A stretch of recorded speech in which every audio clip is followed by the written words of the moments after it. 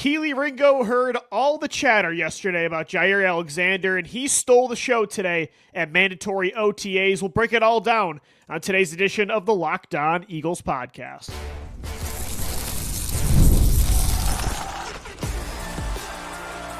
You are Locked On Eagles, your daily Philadelphia Eagles podcast, part of the Locked On Podcast Network, your team every day. We thank you so much for making Locked On Eagles your first listen each and every day, Monday through Friday. I'm your host, Louie DiBiase. On today's edition of Locked On Eagles, we are going to recap today's first practice at the NovaCare Complex for mandatory OTAs. Kelee Ringo stealing the show on defense. Danny Gray turning some heads at wide receiver on the offensive side of the football. Plus, do we have faith in Jeremiah Trotter Jr. starting this year if Nakobe Dean and Jahad Campbell are out to begin the regular season? And there's a wide receiver on the open market the Eagles could have interest in, so we'll get into all of that on today's edition of Locked On Eagles. But I want to start with practice takeaways from the first day of mandatory OTAs, because Kelee Ringo, what an awesome sign. The day after Jaire Alexander is released from the Green Bay Packers, and a lot of Eagles beat reporters, media members, fans alike are discussing on the internet, over the airwaves, printed, online, if the Eagles should be interested in Alexander to potentially replace Kelee Ringo. Like, if Alexander is signed, this isn't some Adoree Jackson type of move where he'll compete with Kelee Ringo. Kelee Ringo is the starting favorite over Adoree Jackson. Jackson was signed to be a plan B. Jaire Alexander, if you bring him in, that to me, when he's on the football field, is a top 10 caliber of cornerback. He's coming in to be the starter. At that point, if you're signing Alexander, you're saying we do not trust Ringo to start in a Super Bowl contending season that is 2025. So to go from what we were talking about on yesterday's show to one day later, Ringo being one of, if not the best players on the practice field. And again, it's just one day of practice.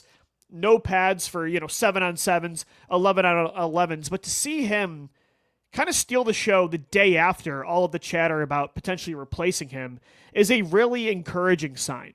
Ringo today, it sounds like he had some great reps against Danny Gray down the field, Terrace Marshall Jr., two former great college receivers that are battling for a roster spot. A.J. Brown, a one-on-one battle with Ringo that Kelee actually got the win over.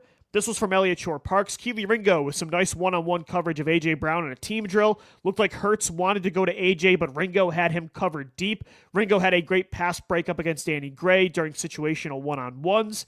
And Danny Gray's a fast receiver. Those are normally the receivers that Ringo kind of struggles with when he doesn't get his hands on that player. And then E.J. Smith tweeted out another just now against Terrace Marshall Jr. on a back shoulder fade. Kelee Ringo had a forced pass breakup on that rep. So Ringo today showing in one-on-ones, 7-on-7s that like he is going to take that step in year 3. And Vic Fangio said it the other day, like this kid just needs reps.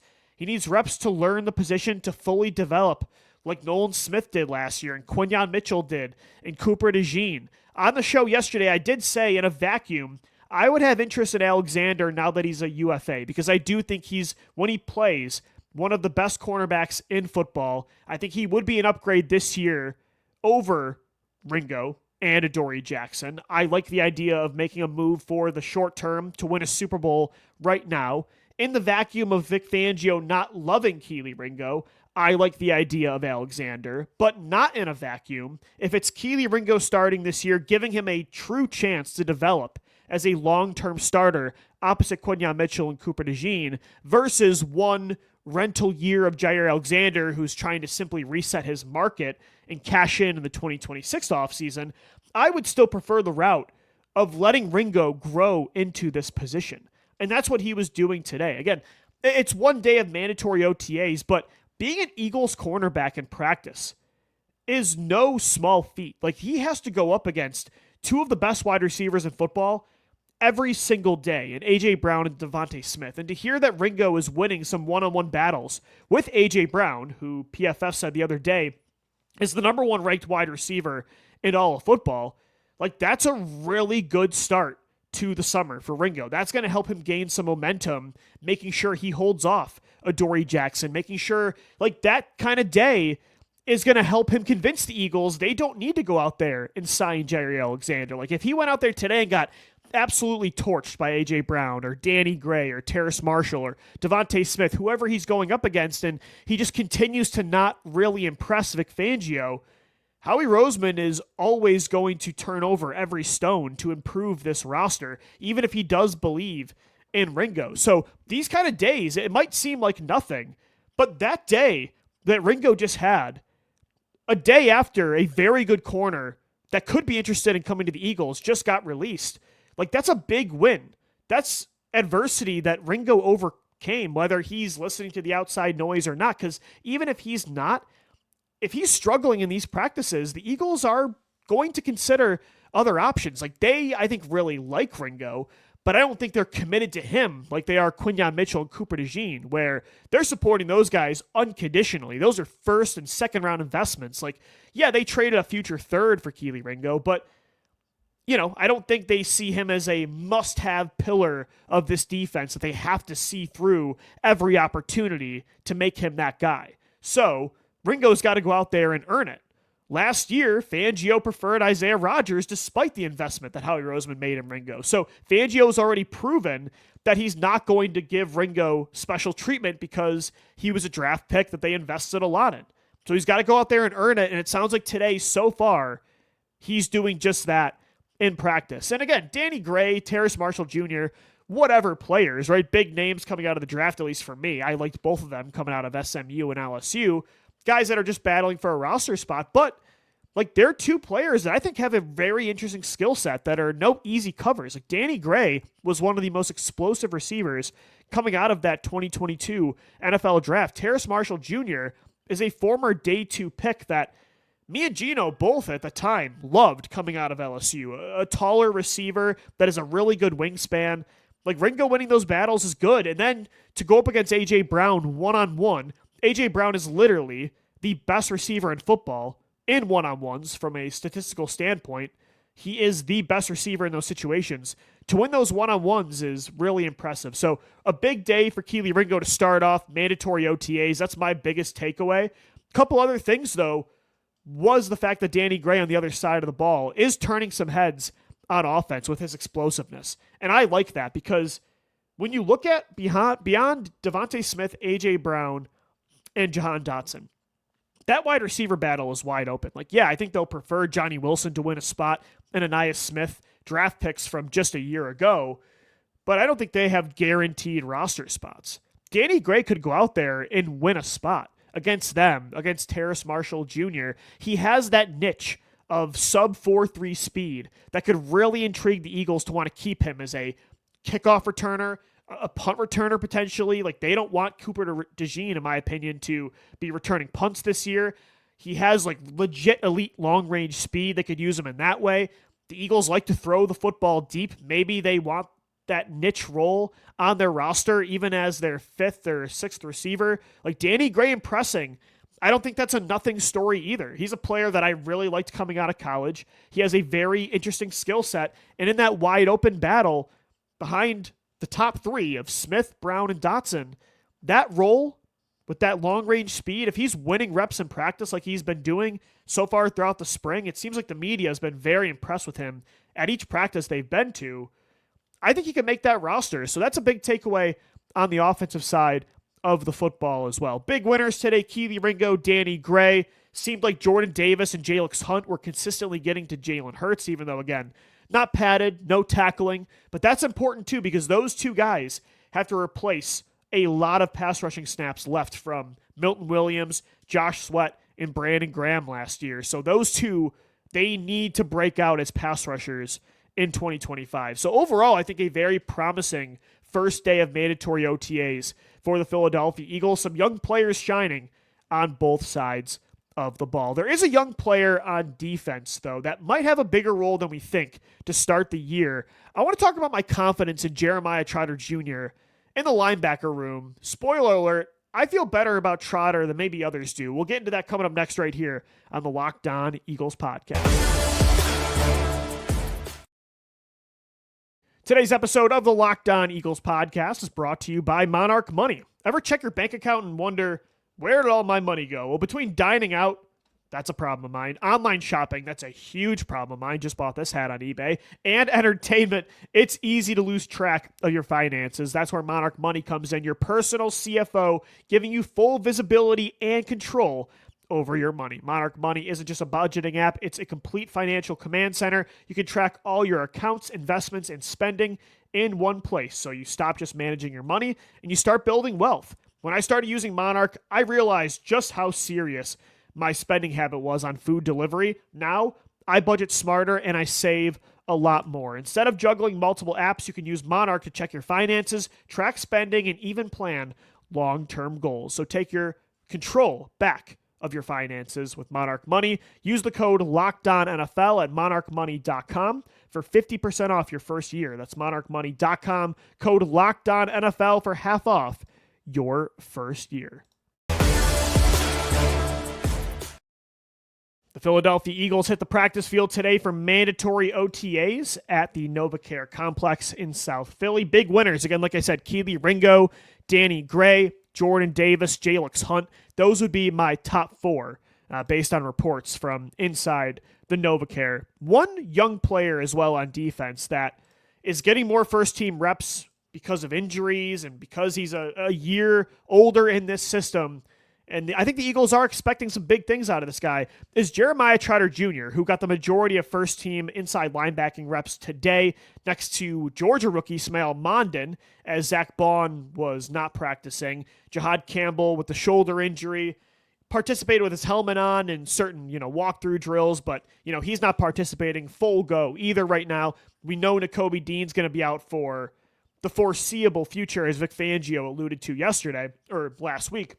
So Jeremiah Trotter Jr. suddenly has kind of a sneaky big role in the Eagles' start to the season. I think long-term, second half of the year, it's going to be Zach Baun, it's going to be Jahad Campbell and Nakobe Dean. Like, those are going to be your top three linebackers.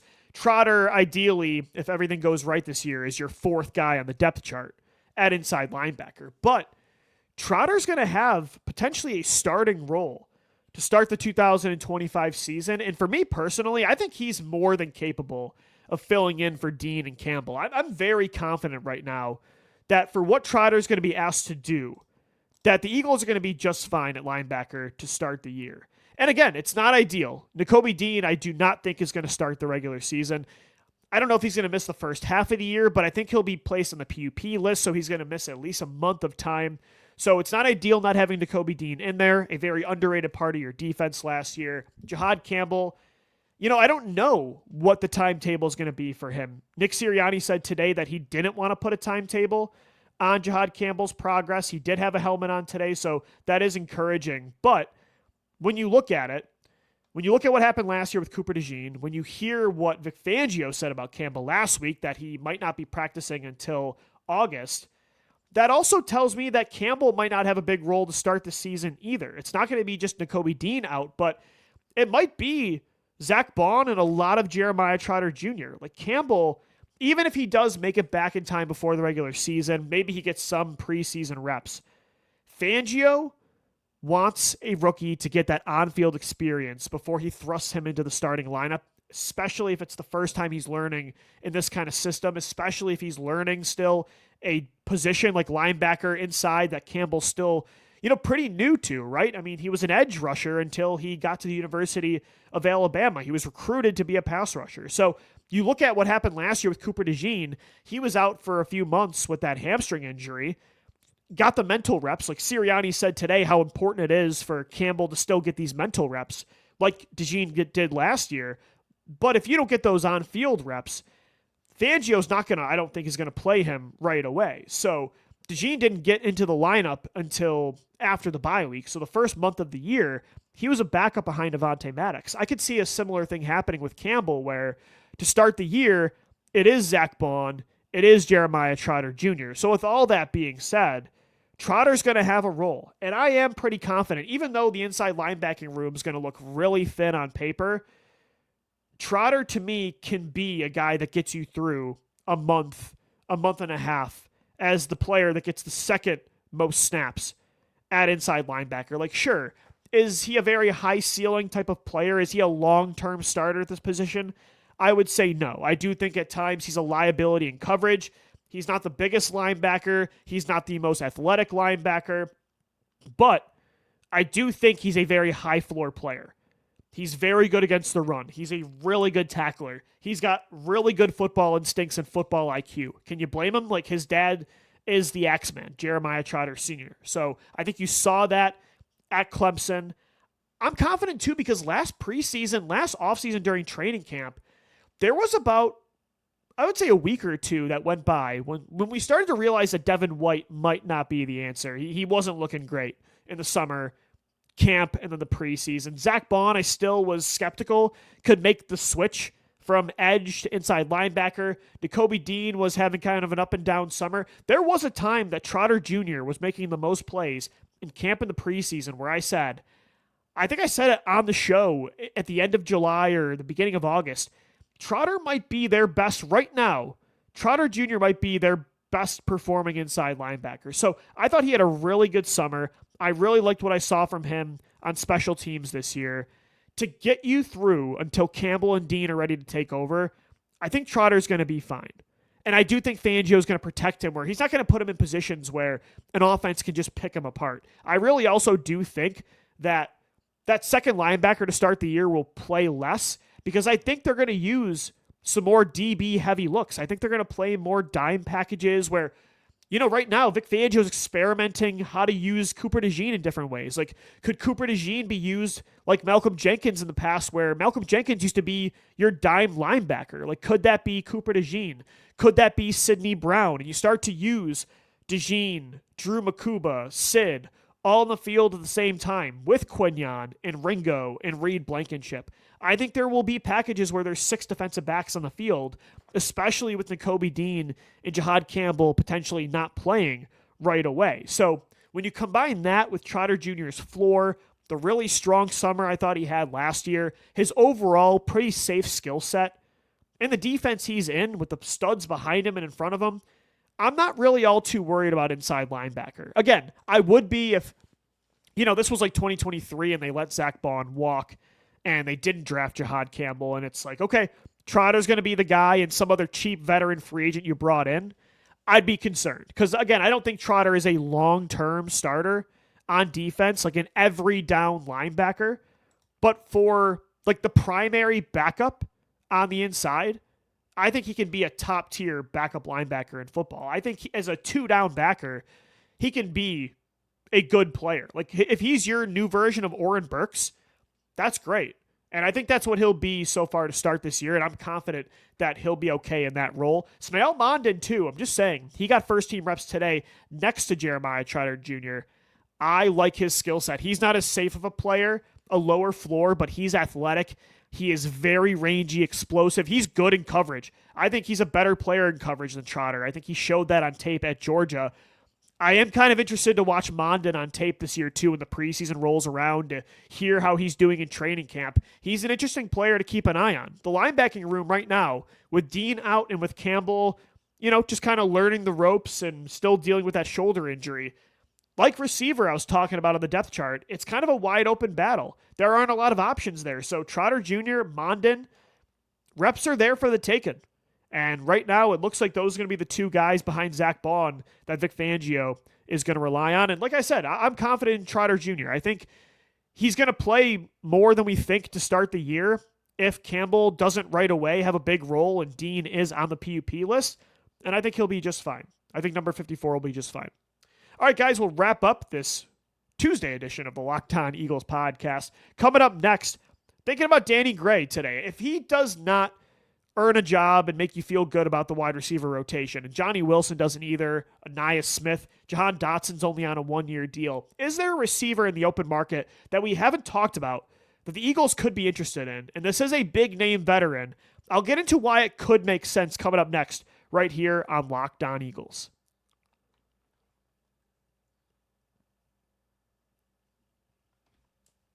All right, so last week we got into a lot of different potential moves that Howie Roseman could make this summer. Post-draft, like Howie Roseman's working the phones, whether it's for trading or for signing free agents. Like, he makes a lot of moves around this time of year, and most of them have been high-impact moves. So you should feel confident that Howie Roseman, even though right now it's kind of slim pickings in free agency and with the trade market, now that the main wave of free agency is over and the draft is over, things kind of calm down. It's harder to improve your roster at this time of year, but Howie has brought in some legitimate pieces to championship runs in the summer. Like 2017, he brought in LeGarrette Blount. He brought in Corey Graham. He brought in Ronald Darby, all after the draft. 2022, he brought in James Bradbury in May, had an all-pro season. He brought in Chauncey Gardner-Johnson in August, was atop the league in interceptions all year. 2024, he brought in Mekhi Becton after the draft, a legitimate all-pro potential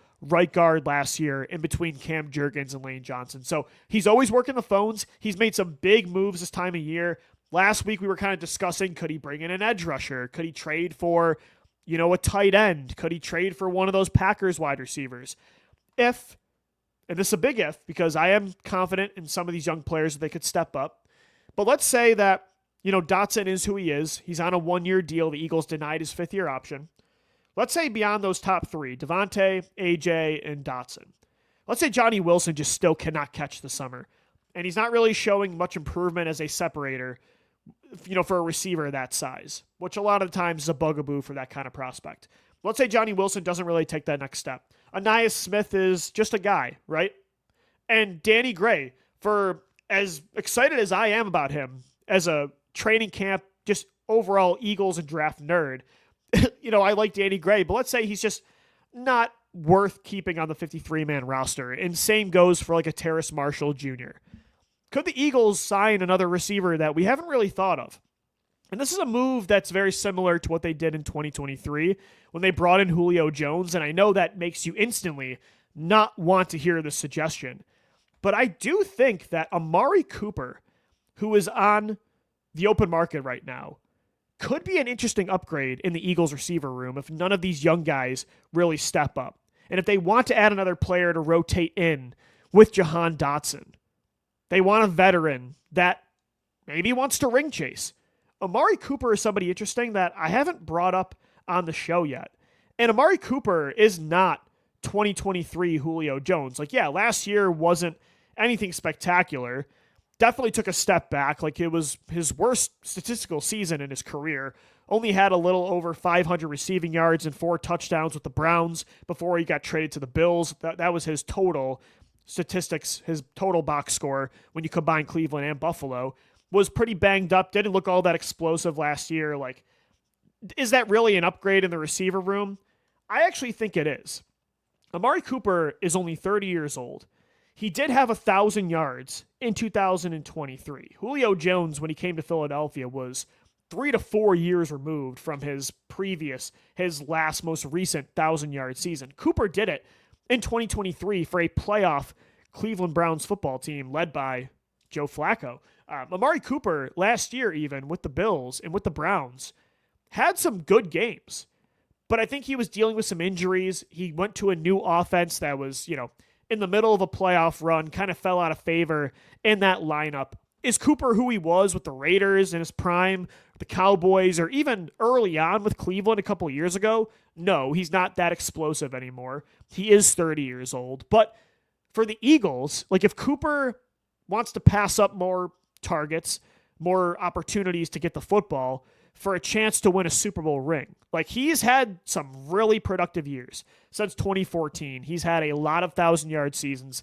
He's no stranger to big years individually. If he wants to sacrifice that and now try to chase a ring, and the Eagles are kind of becoming that destination, the New England Patriots have been in years past, and the Kansas City Chiefs, where veterans want to go there to potentially win a ring. If Amari Cooper wants to be that next guy, I have no problem bringing him in as that fifth option in the passing game. You can use him in the slot. I still think he's a good route runner that can separate with those inside-outside option routes, those choice routes. I'm not saying that I want him to replace Jahan Dotson. I think Dotson is a better player at this point, or a similar tiered player who I really like, and I think he can take a big step this year after growing some chemistry and making some big plays in the playoffs with Jalen Hurts last year, including 2 big catches in the Super Bowl. I'm not saying I want Dotson fully replaced, but, Dotson last year didn't do anything to be he has to be the wide receiver 3, and unquestionably so. unquestionably so.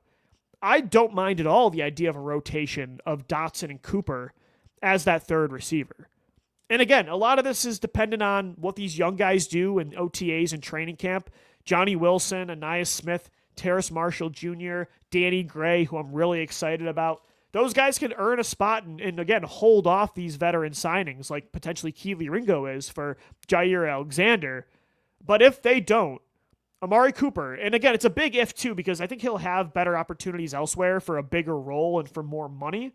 The Eagles probably will not pay him much more than a veteran minimum contract. But if ring chasing is the focus for Amari Cooper, I really think he would be an interesting option. I don't think, and Julio Jones, by the way, 2 years ago, wasn't that bad of a player. Like, he had 3 touchdowns. He had a 2-touchdown game against Arizona, had a clutch, pretty much game winner against Washington on the road. I don't think that was an egregious signing. And Cooper's younger, and he's a better player than Julio was at that point. Like, Julio Jones was slow, and all the injuries had caught up to him at that point. Last year, maybe that was the big drop-off. Like, sometimes the drop-off happens quick for NFL players. But Cooper had 1,000 yards just 2 years ago. I think he'd be worth kicking the tires on if there was mutual interest. And we've suggested a lot of, pass catchers for the Eagles to bring in, trading for certain tight ends, certain wide receivers. A lot of them I keep suggesting in Green Bay. Guys like Dontavian Wicks, Christian Watson, a Romeo Doubs type. But in the open market, Amari Cooper's a name that I haven't brought up that, again, maybe he wants to do kind of what like DeAndre Hopkins did with the Chiefs, or back in the day, all those older receivers used to do in New England and try to ring chase. And if he does, I don't hate the idea of maybe seeing what he has this summer. So another interesting name to watch for. No matter what, Howie Roseman's going to do something. Again, he's got 13 draft picks next year that could potentially be used in a trade. There are some interesting names on the open market and free agency. Not every young player is going to turn heads this training camp. There will be positions that Howie probably says, I think I could do better there in a Super Bowl season. And maybe receiver is that spot. Maybe there's injuries. You never know. Knock on wood. But Cooper's a name to keep an eye out for. All right, guys, that's going to do it for today's edition of the Locked On Eagles podcast. Thanks so much for making us your first listen each and every day. Make sure your second listen is the Locked On NFL Scouting podcast with Joe Marino and Kyle Krabs, getting you ready for the 2025 NFL season with so much in-depth roster building talk each and every day, Monday through Friday. We got you covered right here on the Locked On Podcast Network. As always, thanks so much for downloading, watching, and listening, and let's go Birds. Fly, Eagles, fly.